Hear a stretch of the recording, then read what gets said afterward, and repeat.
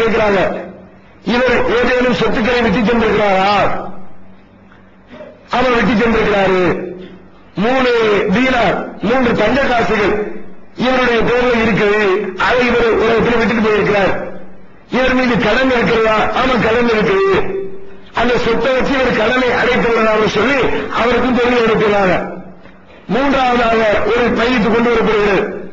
அதே கேள்வி வைக்கிறாங்க, இவருக்கு சொத்துக்கள் உண்டா? பகல் தரக்கு செய்ய ஏதேனும் இவர் விட்டு சென்றிருக்கிறாரா? இல்ல ஒன்றுத்தையும் விட்டுட்டு போகல. பகலாரை தெய்வம் அவர் மீது கடன் இருக்கிறதா? ஆமா, சராசத்து பதானி 3 தங்க காசுகள் இவர் கடன் வாங்கியிருக்கிறார் என்று சொல்லப்படுகிறது. உடனே ரசூல் ஸல்லல்லாஹு அலைஹி வஸல்லம் இருந்து சல்லு அலா சாஹிபிக்கும், உங்க தோழருக்கு நீங்க தொலை வச்சுக்கீங்க, நான் இவருக்கு தொலை வைக்க மாட்டேன். அல்லாஹ்விடத்தில் பாவியா போய் நிற்க போகிறார், அல்லாஹ்விடத்தில் குற்றவாளியாக போய் நாளை மறுமையில் வரப்போகிறார், இவருக்கு நான் துணையை எடுக்க மாட்டேன்னு ரசூலுல்லாஹ் கிளம்புறாங்க. உடனே அங்க அமர்ந்திருந்த ஒரு நபித்தோழர் அபூ கத்தாதா ரலியல்லாஹு அன்ஹு அவர்கள் ரசூலுல்லாஹ் வந்து சொன்னாங்க, ஸல்லி அலைஹி யா ரசூலுல்லாஹ், அல்லாஹ்வுடைய தூதரே, அவருக்காக நீங்கள் தொழுகை நடத்துங்கள். ஃபஅலைஹி பைனுஹு, அவர் கடனை நான் பொறுப்பேற்றுக் கொள்கிறேன், நான் அந்த கடனை அடைத்து விடுகிறேன் என்று அவர் பொறுப்பேற்றுக் கொண்டதற்கு பிறகுதான் அந்த கடன் வாங்கிய மனிதருக்கு நபிகள் நாயகம் ஸல்லல்லாஹு அலைஹி வஸல்லம் அவர்கள் தொழுகை நடத்திய நிகழ்வுகளை ஹதீஸிலே பார்க்கிறோம். ஏன் ரசூலுல்லாஹ் இப்படி செய்கிறார்கள்? கடன் வாங்கிவிட்டு திரும்ப செலுத்தாமல் மரணித்தால் அவருடைய இழப்பு நாளை மறுமையில் பாரதூரமாக இருக்கும் என்பதை கவனத்தில் கொண்டுதான் அவர் குற்றவாளியாக நின்றுவிடக் கூடாது, யாரேனும் முன்வந்து இப்படி கடனை அழைத்து வர வேண்டும் என்ற நோக்கத்தோடு இப்படி ஒரு சூழ்நிலையை உருவாக்கி ஒரு கேள்வியை எழுப்பி அவர் கடனை அடைக்க செய்து குற்றமற்றவராக பாவம் இல்லாதவராக அவருடைய மரண வாழ்க்கைக்கு நபிகள் நாயகம் ஸல்லல்லாஹு அலைஹி வஸல்லம் அவர்கள் அனுப்பி வைக்கின்ற நிகழ்ச்சிகளை இதிலிருந்து புரிந்து கொள்கிறோம். நம்ம கடனை வாங்குறதை யோசிக்க வேண்டும், கடன் இல்லாமல் வாழ்வதற்கு முயற்சிக்க வேண்டும். ரசூலுல்லாஹி ஸல்லல்லாஹு அலைஹி வஸல்லம் அவர்கள் அல்லாஹ்விடத்தில் பல்வேறு இடங்களில் துஆ செய்கிறார்கள்.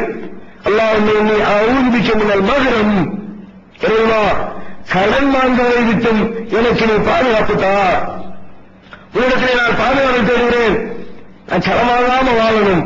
ஏன்?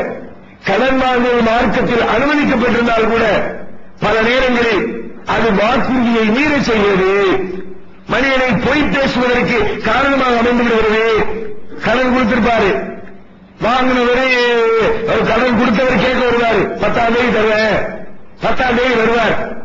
வந்தா ஐயோ ஒரு மணி நேரத்துக்கு முன்னே வந்திருக்க கூடாதுங்க, இப்ப அனகத்திக்கு கொடுத்த அவருக்கு எவருக்கும் கொடுத்துக்க மாட்டார். ஆனா அந்த நேரத்தில் தப்பிப்பதற்காக வேண்டி இப்படி ஒரு பொய் சொல்வதை பார்க்கிறோம். சட்டையை மாத்தி போட்டுட்டு வந்துட்டேன், பணம்லாம் ரெடியா இருக்கு, வீட்டுல இருக்கு, நேற்று போட்ட சட்டையில வச்சிருங்க, சட்டையை மாத்தி போட்டுக்க, அதனால கொடுக்க முடியல.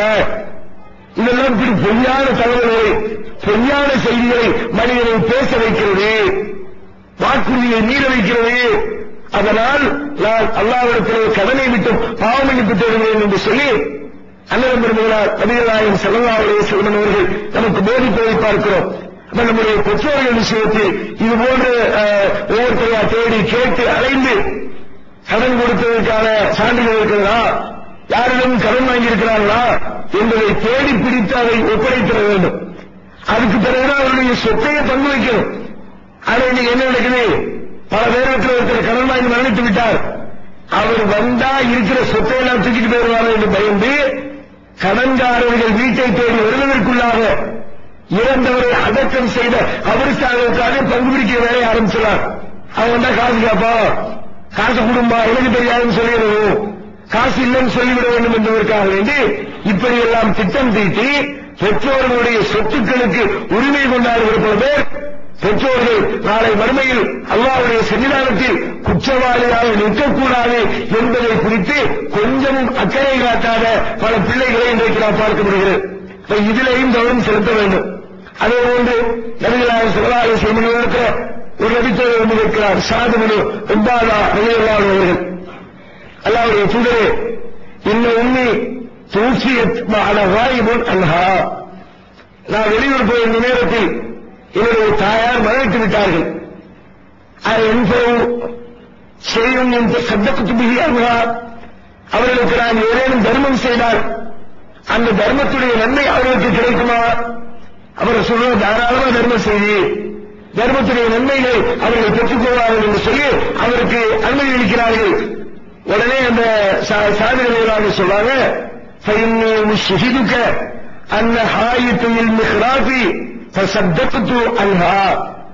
அல்லாஹ்வுடைய தூதரே, உங்களை நான் சாட்சியாக வைக்கிறேன், என்னுடைய மிஹ்ராப் என்ற இந்த தோட்டத்தை என்னுடைய தாய்க்கு பகரமாக, தாய்க்காக நான் தர்மம் செய்து வருகிறேன் அப்படின்னு உடனே தர்மம் செய்வாங்க.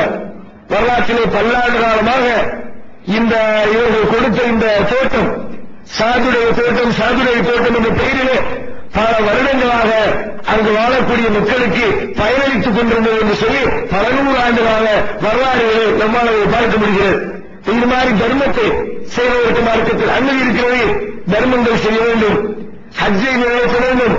அவர்கள் நேர்ச்சை செய்திருந்து அந்த நேர்ச்சை என்பது அல்லாஹ்வுடைய கடமைதான். அதை நிறைவேற்றாமல் சென்றிருந்தால் அதையும் பிள்ளைகள் நிறைவேற்றி அவர்களை குற்றவாளி பட்டியலிருந்து நீக்கிட வேண்டும். இவ்வளவு சூழ்நிலை நமக்கு சொல்லி தந்திருக்கிறாங்க. இதெல்லாம் இருக்கிற செய்தியை நாம சொன்னால் புதிய புதிய விதத்துகளை செய்யக்கூடிய மக்களுக்கு இதுல கவனம் திரும்பிடும்.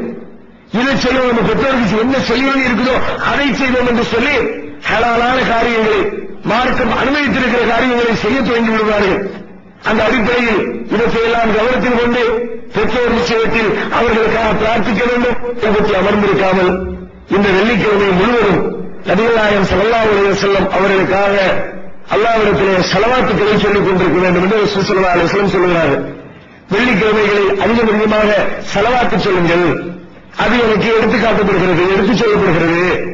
யார் என் மீது ஒரு தடவை ஸலவாத்து சொல்கிறாரோ அவர் மீது ஸல்லல்லாஹு அலைஹி அஷரமரா 10 விதமான அருளை அல்லாஹ் அவருக்கு வழங்குகிறார் என்று நபிகள் ஸல்லல்லாஹு அலைஹி வஸல்லம் சொன்னார்கள். வெள்ளிக்கிழமையில் இபாதத்துக்காக நேரம் ஒதுக்கக்கூடிய நாம் அதில் அதிகமான நேரத்தை இந்த ஸலவாத்து சொல்வதில் கழிப்பிடுவதற்கு முயற்சிகளை மேற்கொள்ள வேண்டும். அதேபோன்று இந்த வெள்ளிக்கிழமையில் ஒரு குறிப்பிட்ட நேரம் இருக்கிறது, மிக குறைவான நேரம்தான். அந்த நேரத்தில் கேட்கப்படுகிற பிரார்த்தனைகள் அல்லாஹ்விடத்தில் மிக விரைவாக அங்கீகரிக்கப்படுகிறது என்று சொல்லி நபிகள் நாயகம் ஸல்லல்லாஹு அலைஹி வஸல்லம் சொல்லித் தந்தார்கள். அந்த இபாதத்தையும் தொழுகையில் யார் ஈடுபட்டு அந்த குறிப்பிட்ட நேரம் என்ன நேரம்னு சொல்லப்படல. சாதாரண மின்பர்கள் இமாம் நின்று கொண்டிருக்கிற தருணம், மின்பர்கள் 2 குத்துபாவுக்கு இடையில உட்காருகிற தருணம், அசருக்கும் மகரிபுக்கும் இடைப்பட்ட தருணம், ஜும்மாவுக்கு அசருக்கு இப்படி ஆளாளுக்கு ஒவ்வொரு கருத்துக்களை சொல்கிறார்கள். நபிகள் நாயகம் ஸல்லல்லாஹு அலைஹி வஸல்லம் அவர்கள் அந்த நேரத்தை என்ன நேரம் என்று திட்டவட்டமாக சொல்லவில்லை. ஜும்மாவுடைய நாள் முழுக்க அது பரவி கிடக்கிறது. ஏதோ ஒரு சின்ன இடம் தான், நாள் முழுக்க அதை தேட வேண்டும். உங்களால் அந்த நேரத்தை ஒதுக்கி துஆவை அதை அதிகப்படுத்துகிறவர்களாகவும் ஸலவாத்தை ஜும்மாவுடைய நாளில் அதிகப்படுத்துகிறவர்களாகவும் அந்த இபாதத்துகளை செய்து நன்மைகளை பெறுவதற்கு முயற்சிக்க வேண்டும். அல்லாஹ் மனிதருக்கு நல்ல